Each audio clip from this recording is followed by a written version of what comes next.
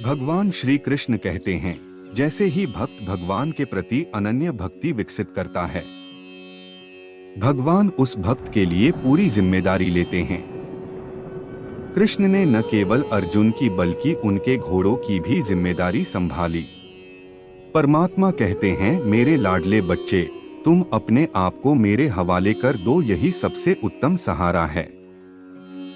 जो इस सहारे को जानता है वह डर, चिंता, शोक से हमेशा परे रहता है।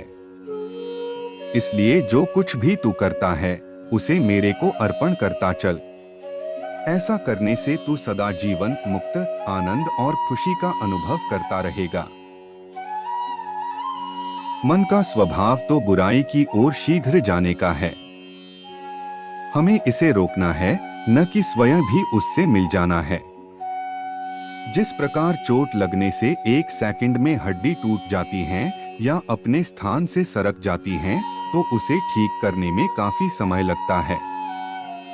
उसी प्रकार यदि मन अपने वास्तविक पथ से सरक या भटक गया तो कई जन्मों तक कष्ट भोगना पड़ेगा। इसलिए हमें हमेशा सचेत रहकर श्री प्रभु जी के द्वारा दिए गए पावन नाम का सिमरण करना है एवं भक्ति के नियमों की पालना करके अपना यह लोक भी और परलोक भी सुहेला बनाना है। प्रसन्न रहना है तो हर किसी में गुण खोजो। अगर शौक है कमियां निकालने का तो जरूर पूरा कीजिए, मगर शुरुआत खुद से कीजिए। ठोकर इसलिए नहीं लगती कि इंसान गिर जाए, ठोकर इसलिए लगती है कि इंसान संभल जाए। माँ की ममता और पिता की क्षमता जब औलाद समझ जाए, तब धरती ही स्वर्ग बन जाती है। कोयल की सुंदरता उसके गायन में है। एक स्त्री की सुंदरता उसके अपने परिवार के प्रति समर्पण में है। एक कुरूप मनुष्य की सुंदरता उसके ज्ञान में है, तथा एक तपस्वी की सुंदरता उसकी क्षमाशीलता में है। महान बनने का कोई विद्यालय नहीं होता, कर्म, वाणी और विचार ही व्यक्ति को महान बनाते हैं। अपने लक्ष्य को ऊंचा रखो और तब तक मत रुको जब तक आप इसे हासिल नहीं कर लेते हैं। क्षमा किसे कहते हैं?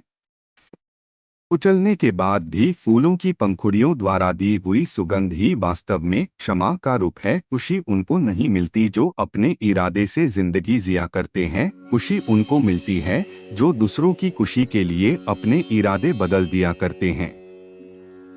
केवल शुद्ध हृदय में ही ईश्वर और ध्यान की लालसा विकसित होती है।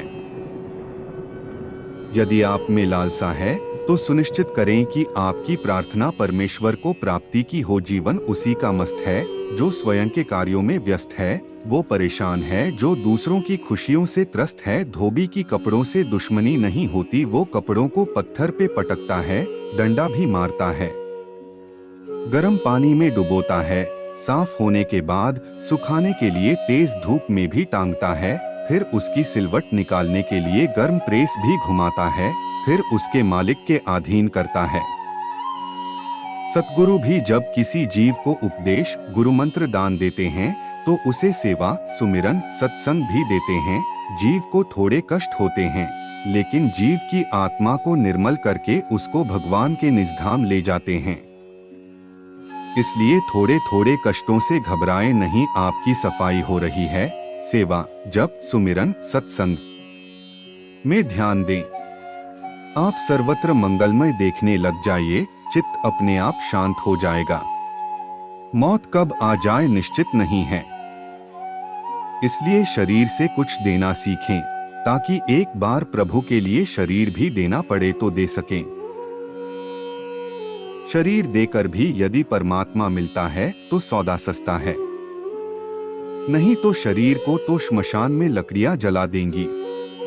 दान भी प्रभु को पाने की प्रक्रिया का एक अंग है।